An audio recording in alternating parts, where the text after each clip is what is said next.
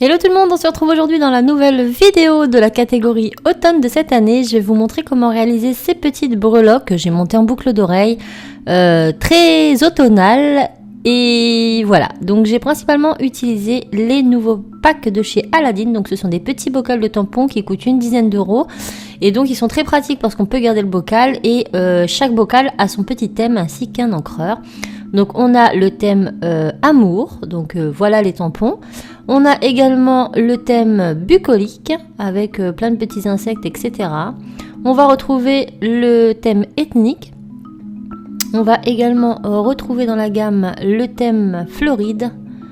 Et celui que moi j'ai acheté, le thème origami. Donc je ne les ai pas tous pris parce que j'ai pas l'utilité de tous, mais celui-ci me plaisait tout particulièrement. Donc je vais d'abord faire un dégradé avec un chocolat de numéro 75 et un orange clair numéro 41 dans lequel je vais découper deux petits carrés de plus ou moins la même taille. Donc je prends sur 3 barres à peu près, donc je fais deux petits carrés. Ensuite je vais venir les aplatir tout simplement, donc pas trop finement mais pas trop épais non plus. Et une fois que c'est assez plat, donc je commence par rouler la couleur la plus claire pour ne pas transférer. Je viens redécouper les contours et je fais mon carré. Donc je fais pareil avec la couleur chocolat. J'étale à peu près à même épaisseur. Et une fois que c'est fait, je viens poser le orange dessus et je redécoupe à la même dimension. Donc je mets de côté mes morceaux de pâte. Maintenant je vais redécoller les deux morceaux et les couper en deux en diagonale. Donc je coupe en deux et ensuite je rabats le orange sur le orange et le marron sur le marron. Et maintenant je reprends le marron que je colle sur le orange pour former un carré. Et voilà la base de notre dégradé. Donc maintenant on va faire le dégradé au rouleau parce que c'est une petite pièce. Donc j'étale.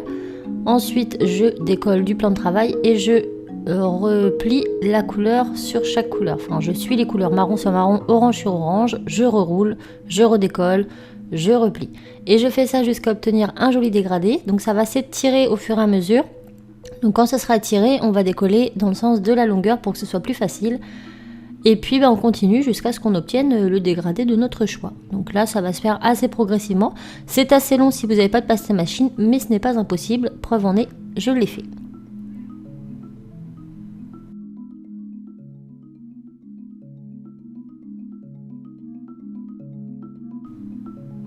Donc voilà, maintenant que j'ai ma bonne couleur, je repasse un petit coup de rouleau pour que tout soit plus ou moins uniforme au niveau de l'épaisseur.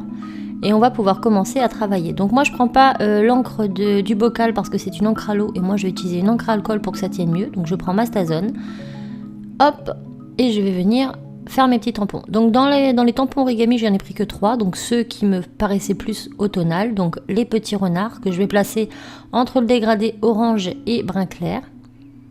Ensuite je vais prendre mes petits loups, donc des têtes de loup que je place juste en dessous dans le brun clair. Et ensuite, je prends mes petits hiboux, mes petites chouettes que je viens mettre dans la couleur la plus foncée. Donc j'essaie de les mettre côte-côte pour essayer d'avoir les paires avec les mêmes teintes. Donc j'appuie un tout petit peu pour marquer un peu la pâte, mais pas trop non plus. Ensuite, je vais découper toutes mes pièces pour bien les séparer et pour pouvoir les travailler individuellement. Donc là, je fais par paire et ensuite je redécoupe en deux, grossièrement, et on va venir les détourer juste après.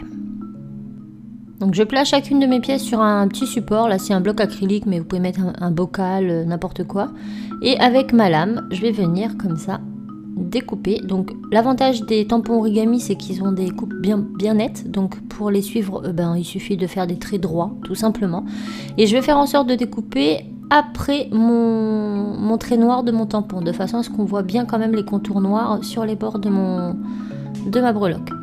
Donc j'enlève comme ça tout le surplus de pâte, voilà. Et maintenant avec ma lame je vais venir retasser, retravailler les petits endroits qui auraient pu dépasser. Je décolle et je vais venir mettre un petit clou à œil en haut pour pouvoir après en faire une breloque que je pourrais monter comme bon me semble. Donc quand mon clou est fait, je fais ça pour toutes les autres pièces et je passe au four 10 minutes à 110 degrés. Maintenant qu'elles sont cuites et refroidies, donc on obtient ceci. Donc moi je vais faire une semelle à l'arrière parce que Alors ce n'est pas obligatoire, mais pour certains de mes clous, vous voyez, ils ne se sont pas bien enfoncés, j'avais pas vu. Donc du coup, je vais faire une petite semelle à l'arrière, je trouve ça aussi tout aussi joli, mais c'est un peu plus complexe. Donc je vous montre, vous n'êtes pas obligé de le faire. Donc je pose mes pièces sur une plaque très très fine d'un mélange de tout mon dégradé qui me restait. Donc j'ai mélangé tous mes restes de pâte, ça m'a donné ce marron très clair. Ensuite je pose mes pièces sur une plaque très fine comme je vous l'ai dit et je viens détourer de façon très très grossière en laissant quelques millimètres de chaque côté. J'enlève l'excédent de pâte et maintenant je vais faire mes pièces une à une. Donc dans un premier temps je la décolle, j'appuie bien à l'arrière et je viens remonter tous les bords. Une fois que mes bords sont remontés, je vais venir avec mon scalpel retirer l'excédent de pâte sur le dessus. Donc je vais m'y reprendre à plusieurs fois jusqu'à ce que j'obtienne le résultat qui me convient. Au niveau de la tâche, je vais venir couper à l'arrière en fait de façon à laisser la tâche libre. Donc là, elle s'est retirée, c'est pas grave, on pourra la remettre après cuisson, ce n'est pas un problème, mais laissez de quoi remettre la tâche après.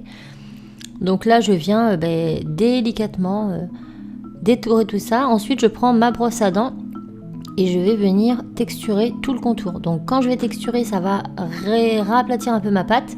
Donc je vais devoir retirer encore un peu l'excédent qui aura débordé, de façon à ce qu'on voie bien les traits noirs de mon origami. Donc j'essaie vraiment de faire du mieux que je peux, donc c'est assez petit. Donc là vous voyez, une fois que c'est fait, je la pose sur une lame comme ça et je viens fignoler. Donc je gratte de façon à ce qu'on voie bien les traits noirs des contours de mon origami. Et une fois que ça me convient, je repasse délicatement, sans trop appuyer, ma brosse à dents pour fondre tout ça.